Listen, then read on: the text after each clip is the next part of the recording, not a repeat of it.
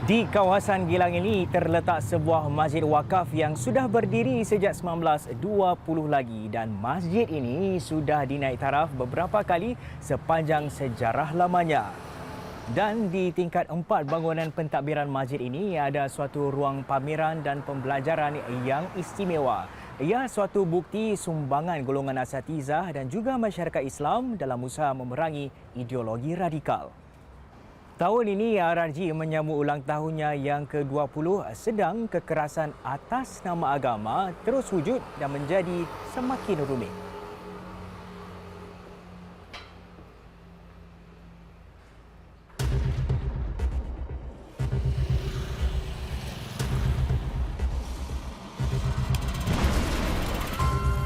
Seorang ibu pun boleh bawa sekali anak-anaknya dalam untuk meletupkan diri mereka. Hari ini mereka jadi radikal hanya dengan satu klik saja. Wajah pengganasan hari ini sudah berubah. Tidak perlu berbaiat menjadi anggota suatu jemaah atau kumpulan. In the past 20 years, the face of transnational terrorism has evolved. At that time, the threat of transnational terrorism was relatively organized. But now we see a profile of the terrorists becoming younger and involving women, youth, sometimes family units, as we saw in the Surabaya bombings in 2018. Hari ini, sesiapa saja boleh dipengaruhi fahaman radikal. Tidak kira muda atau tua, lelaki atau wanita. Sebagai contoh, pada tahun 2007 kita menghadapi satu lagi trend pengganasan di mana anak-anak muda terpengaruh dengan apa yang mereka dapati daripada internet. Tetapi mereka tidak tergolong daripada mana-mana kumpulan pengganasan. Ini nama dia fenomena self-radicalization. And once the ideology goes online, it can potentially influence many more people just through your cell phone.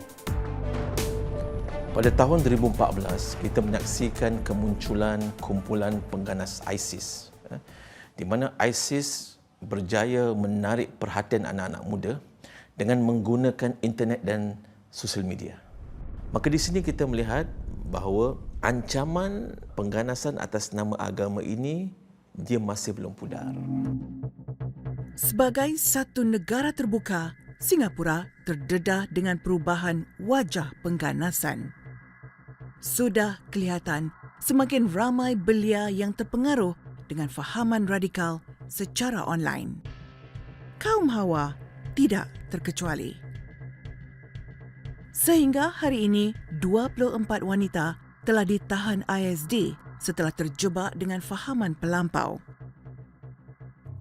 Radicalization is still relatively low compared to the rest of the region or even worldwide.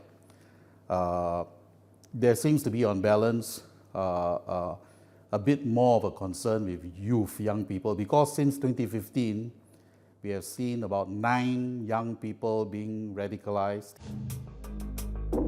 Sejak 2015, 8 tahun lalu, 9 belia di bawah usia 21 tahun telah disiasat ISD.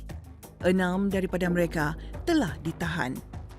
Salah seorang daripada mereka ialah Hamzah, bukan nama sebenar. Dia masih di sekolah menengah bila ISIS mula mendapat sorotan dunia. I remember during the ISIS when ISIS were all over the news.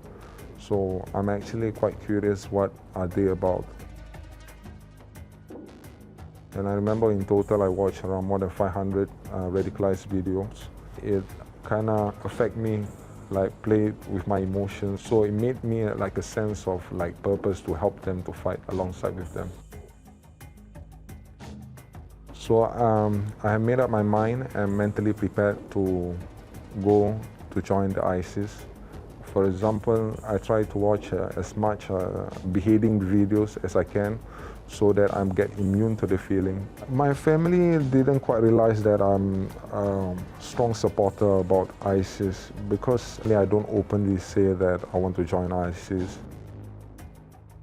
Sejak jaringan JI muncul di sini lebih 2 dekad lalu, isu pengganasan ditangani dari 2 sudut. Pertama, dari tindakan keselamatan. Mereka yang terlibat akan dijejak, ditahan dan direhabilitasi. Pendekatan kedua adalah melibatkan penyertaan setiap lapisan masyarakat untuk melawan fahaman radikal. Di antara mereka yang tergerak untuk tampil menawarkan bantuan ialah Ustazah Kalsom. Jadi pengalaman kita sejak tahun 2005, dia beri peluang lah untuk kaunseling keluarga jemaah Islamiah, isteri-isteri yang ditahan dan juga anak-anak mereka kerana suami dah di rehab.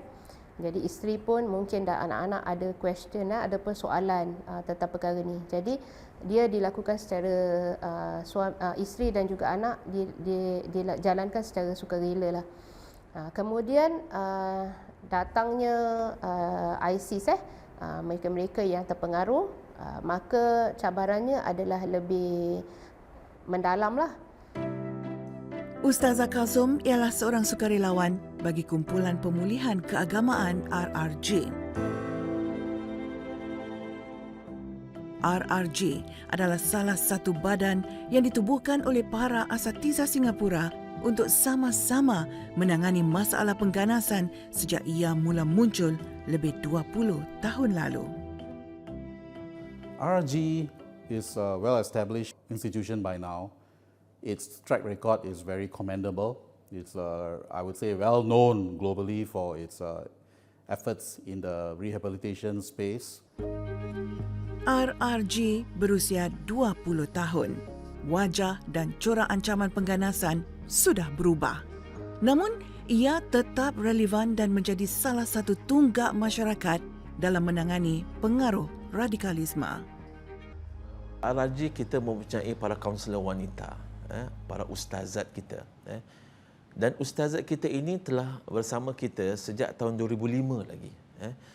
Mereka diperlukan untuk mendekati isteri-isteri tahanan dan juga anak-anak tahanan. Kerana dalam kita menangani isu radikalisme dan pengganasan ini, pendekatan yang holistik diperlukan. Di mana kita menangani isu fahaman agama mereka, isu psikologi mereka dan isu sosial mereka juga. Jika dulu pegangan ideologi para pengganas jelas, hari ini tidak demikian. Rumit. And in fact, terrorism experts will tell you that the extremist ideological space is also becoming very complex. There are cases where certain individuals will borrow extremist ideas from different extremisms, and some people call this the salad bar ideologies, mix and match ideologies. Bila ancaman dan permasalahan pengganasan itu menjadi lebih rumit, RRG juga perlu mengubah suai pendekatannya.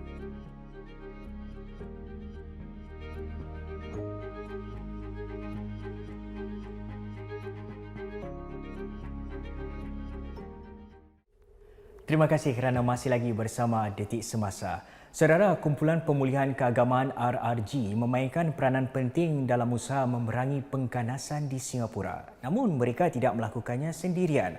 Ada rakan-rakan kerjasama yang menyokong usaha menentang anasir-anasir yang boleh menggugat keharmonian masyarakat majmuk di Singapura. Dan dalam segmen Detik seterusnya, kita tinjau pendekatan seluruh masyarakat yang wujud untuk melawan fahaman radikal.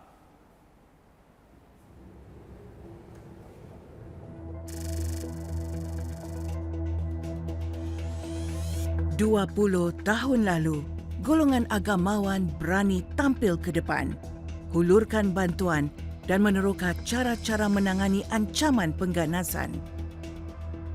This was our first attempt at religious rehabilitation of terrorists.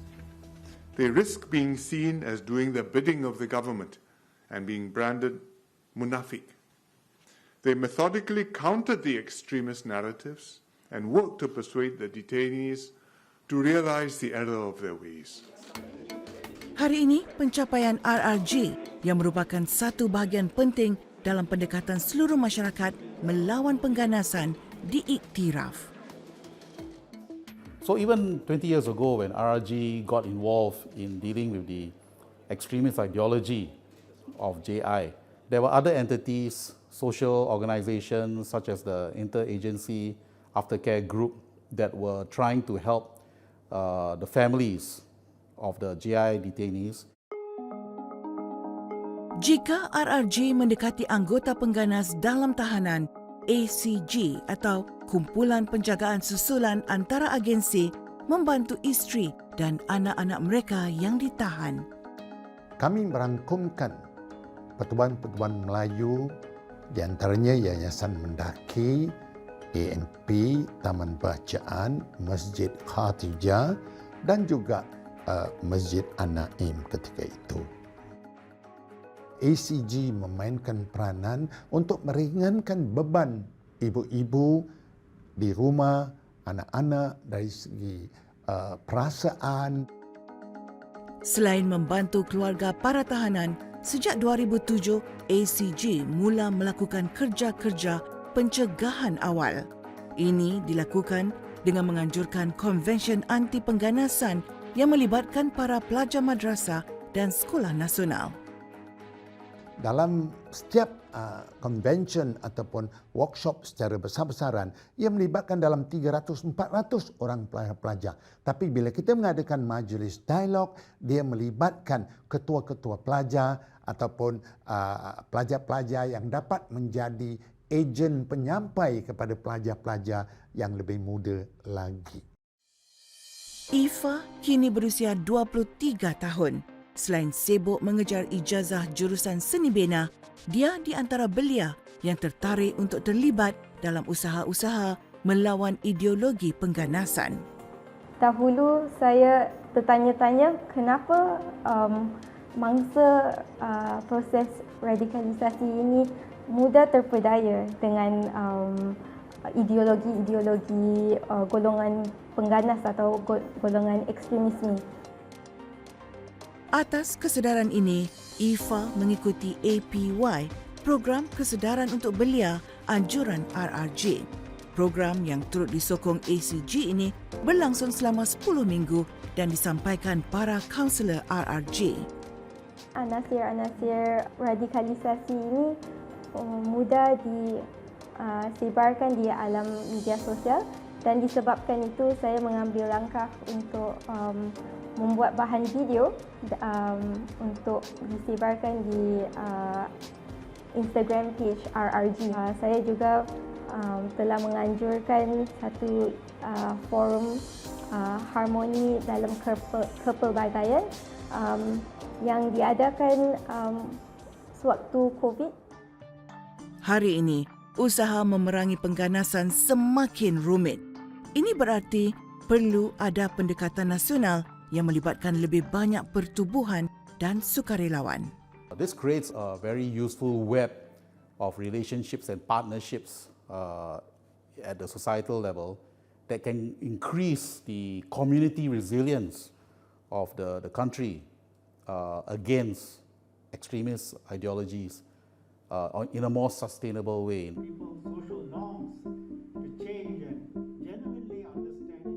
Belia-belia ini sedang mengikuti suatu program yang diberi nama SG Core. Menerusi program ini, para peserta diperkasa dengan ilmu silang agama dan budaya. Kami menunjukkan filem yang mengenai para belia yang telah terjebak, dan filem ini diikuti dengan sesi forum bersama pakar terorisme di mana para belia dapat penjelasan dari pakar tersebut mengenai anasir-anasir yang boleh membawa mereka kepada lelaman-lelaman yang radikal dari segi ideologi. Without them, tanpa mereka sedari yang mereka telah tarikkan ini kepada lelaman-lelaman yang boleh memecah belahkan masyarakat, lagi-lagi masyarakat yang plural atau yang berbilang bangsa dan agama. Program SG Core melibatkan belia dari pasukan seragam, NPCC, NCC dan NCDCC. Programnya telah diikuti hampir 400 belia. Pada hujung Mei ini, ia akan menjalankan programnya buat sesi kedua dan diluaskan untuk melibatkan pasukan seragam pengakap, St. John's dan Boys Brigade. Masalah ini bukan hanya masalah pemerintah ya. Ini adalah masalah kita semua. Security, keselamatan kami, keselamatan masyarakat kami adalah hak kami. Hak itu juga tanggungjawab kami. Jadi dari setiap lapisan masyarakat kami harus contribute atau memberi sumbangan. Maka di majlis memperingati ulang tahun ke-20 RRG pada 3 Mei, PM Lee terus menyeru agar masyarakat terus memainkan peranan bila berdepan dengan isu pengganasan. Every one of us has a role to play. Our diversity makes our social cohesion particularly susceptible to this threat. We must do our utmost to stay united and cohesive across the various racial and religious groups in our society. Selama 2 dekad, RRG telah membangunkan pusat sumber melawan radikalisme yang boleh dibanggakan. Sempena memperingati 20 tahun RRG, Galeri Majulah pula dibuka di tingkat 4 bangunan pentadbiran Masjid Hadijah. And that's why we will always need a whole of community approach. Government agencies are there to provide the support, but there's also a role for NGOs, civil society, religious organizations, academia as well, social media companies. We need a strong web of partnerships to ensure that such trends, such evolving trends in the extremism space can be dealt with effectively. Ancaman pengganasan akan terus berubah. Melawannya akan lebih rumit. Sehaluan dengan itu, keupayaan serta pendekatan yang diambil badan-badan seperti RRG perlu berubah mengikut evolusi sebuah ancaman berbentuk ideologi kekerasan yang punya hanya satu matlamat, iaitu menghancurkan dan memporak-perandakan keharmonian antara umat manusia.